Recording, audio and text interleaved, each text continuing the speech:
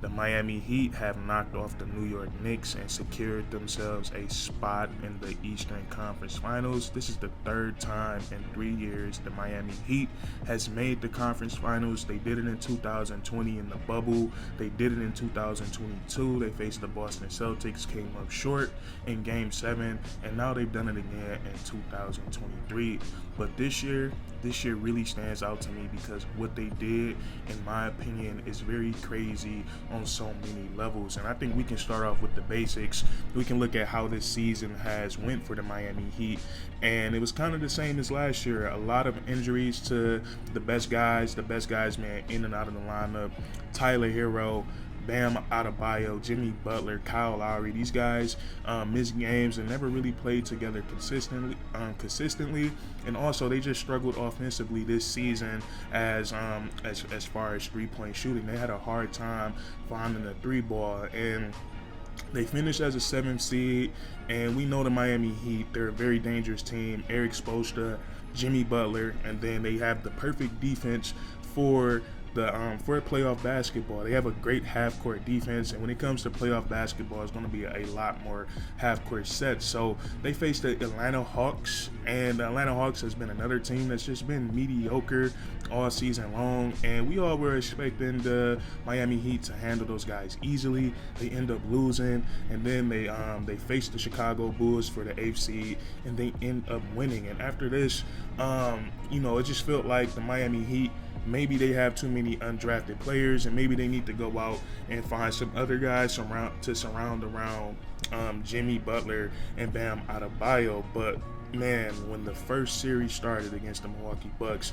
it seems like the Miami Heat turned into a completely different team.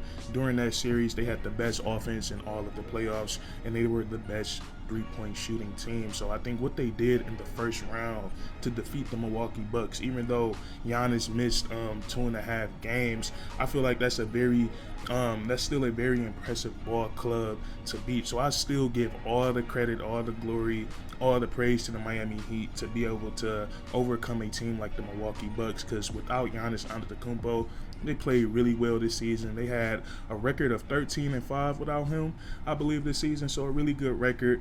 And then with him in the lineup, still one of the scariest defenses in the NBA because they have so much length and they can protect the rim. And then they have Drew Holiday holding everything together on the perimeter. And we watched that series. Jimmy Butler was unbelievable, and then all of his teammates just stepped up, played great defense, and they hit timely shots. So I think what they did so far, defeating the Milwaukee Bucks and then defeating the New York Knicks to secure their spot in the Eastern Conference Finals, I think that by itself is also I think that right there is very crazy. Just how the season went with injuries, the struggles offensively, losing the first game in the play-in tournament, and then defeating a team like the Milwaukee Bucks. So I still can't believe that they've done that, and watching Jimmy Butler in that first round was sensational. And I feel like there's another crazy thing about the Miami Heat, and it's the fact that this is a roster that has nine undrafted NBA players, and they're consistently making they're consistently winning playoff series, and now they're in the conference finals in back-to-back years. And we're just going to talk about some of these undrafted players because a few of them have stepped up big time in the playoffs, and they've all taken turns helping Jimmy win these ball games. Now, one of the undrafted guys on the Miami Heat that I've been really impressed with is Duncan Robinson, because as far as circumstances, I feel like he's been through a lot. Now, in 2020, he proved that he's one of the best 3-point shooters in the NBA.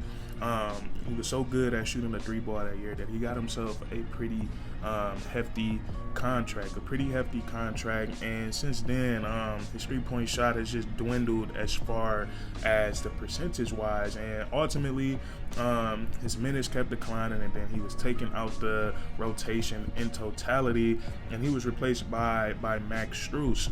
Now we've seen what happened game 1 of the first round of the playoffs. Tyler Hero goes down and breaks his hand, and Duncan Robinson, I think he showed a lot because, since those two guys play the same position, naturally he's going to be called back into the rotation.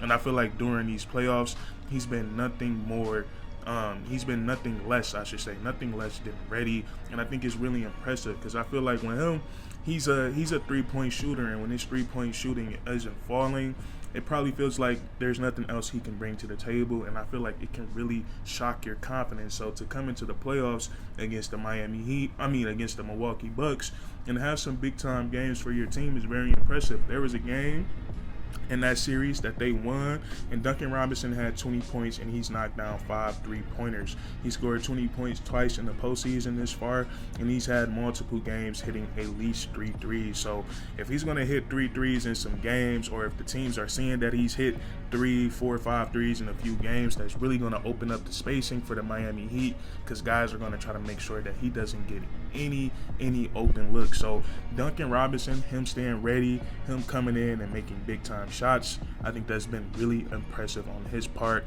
and I think he's been one of those undrafted guys that's been really impressive so far in this postseason.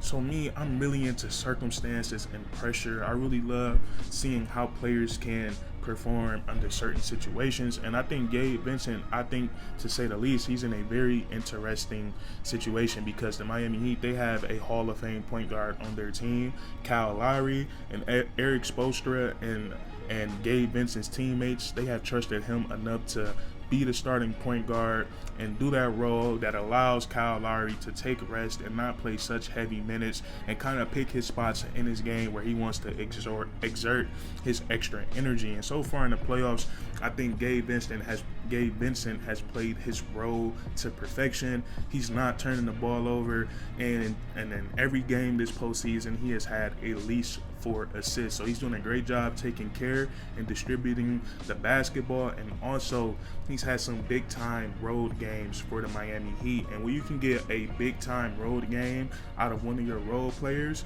that's always a great sign, because we all know that they always say that role players perform better at home. So when you can get them going on the road, it's a beautiful thing. And I was just looking at his game log in the closeout game at Miami. He went out, not at Miami, but out Milwaukee. He went out and dropped 20 points in the first 2 road games against the New York Knicks. Game 1, I believe he had 20 points, and then in game 2, he had 22 points, and they won 2 out of those 3 games. They closed out the Bucks. They beat the Knicks in game 1, and then they came up short against the New York Knicks in game 2, but it was a very competitive game. So I feel like Gabe Vincent, he's been doing a great job within his role, and is really allowing Kyle Lowry to pick his spots in the game where he wants to exert that extra energy. Another guy we got to talk about is Max Strus. Now, Max Strus, as the playoffs go on, he's starting to get more comfortable. He's starting to hit more shots, and he's starting to score the basketball a lot more. Now, I like Max Strus because I feel like he brings a lot more to the game than his ability to score and his 3-point shooting. He gives 100% effort on the defensive side of the ball. He takes on any assignment. He takes charges, and he also hits the glass. And I also just looked at his game log. In every game against the New York Knicks after game 1, he scored at least 14 points. So he's been figuring out ways to score the basketball, and I think that's very important. We've seen what Jimmy Butler did in the round 1 of the NBA playoffs. It's very obvious that teams are not going to play him one-on-one anymore because he's just too damn good. So it's very important for these other guys to be able to step up and score the basketball. But Max Strus, he's a very smart basketball player. He makes the right plays. He plays hard.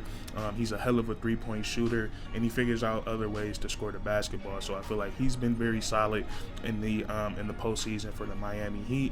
And Eric Spoelstra, Jimmy Butler, Bam Adebayo, they definitely trust him.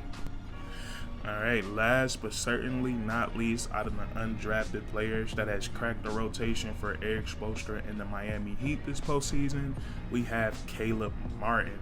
Now, Caleb Martin, I feel like he's kind of the new PJ Tucker of this team. He's the guy that's going to take on the challenging defensive assignments. He's going to go for every loose ball. He's going to set screens. He's going to cut hard. He's going to knock down 3-point shots, and he's going to rebound the basketball.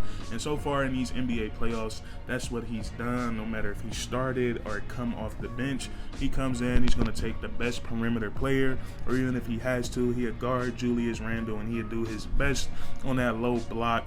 And he's just a hard-nosed basketball player. And also, he has a bit of self-shot creation to his game. It's not something he can do at a consistent level, but I swear there's been so many times in these playoffs where I've seen him get thrown a grenade when there's like 4 or 5 seconds left on the shot clock, and he'll go make something magical happen. So Caleb Martin, his athleticism, his size, and his will, it allows him to play great minutes for the Miami Heat, and I think he's also been solid. So out of all the teams in the playoffs right now, I believe we're down to the last 5 teams. It'll be 4 teams after Game 7 between Boston and Philadelphia.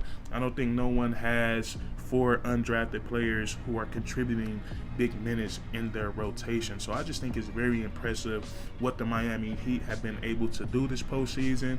Bam Adebayo, he really impressed me in the last 2 games against the New York Knicks because he was being very aggressive. He was hunting his shot against Mitchell Robinson, and he showed that Mitchell Robinson really can't guard him. Mitchell Robinson, he's a great rim protector, but he cannot move his feet, and I think Bam exposed that in those last 2 games. And then what can I say about Jimmy Butler that you guys don't already know? He turns into a totally different player in the playoffs. He literally turns into Michael Jordan, and it makes me believe those rumors that he is his son. So it is crazy. You're getting great play from Kevin Love. He's making crazy outlet passes. He's not afraid to take open 3-point shots. He's rebounding the basketball, and he's giving effort on defense, taking charges. And Kyle Lowry has been spectacular off the bench. It's really been good for the Miami Heat because they get a guy that can come in, orchestrate things, create for himself, create for others, and Kyle Lowry just has something about his game that he makes things that you think he's not going to make, whether it's late in the shot clock, whether it's just a bad offensive possession. He usually can make something out of nothing, and then he still gives great effort on the defensive side of the ball.